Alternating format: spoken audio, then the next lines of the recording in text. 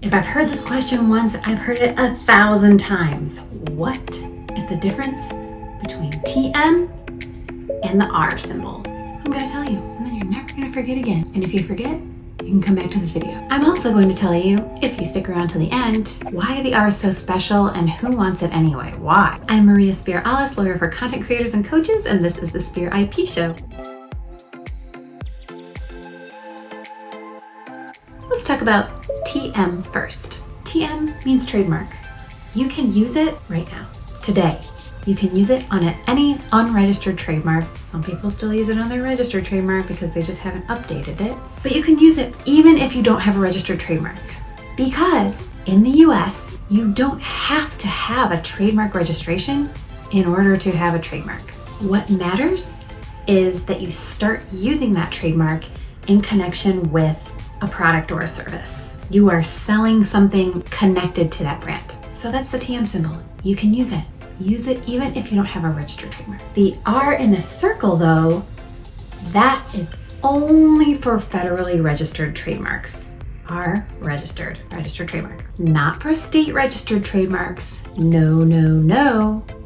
Just federally registered trademarks. You can actually get in trouble and get fined if you use the circle R in connection with a trademark that's not registered. So who cares? Why would you want a registered trademark if you have rights to your trademark even without a registration? It's all about the benefits. Okay, so bear with me with this.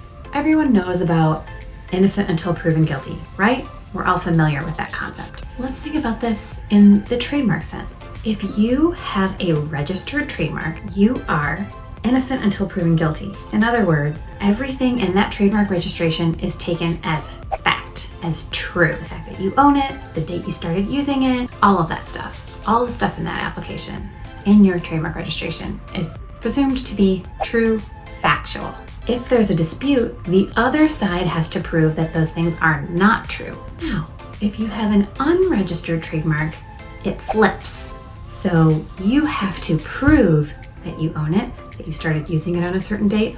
Oh yeah, and that you are using it across state lines and in whatever state this opponent is using it in. Because the other great thing about you having a registered trademark is that you have protection in all of the United States, not just your state.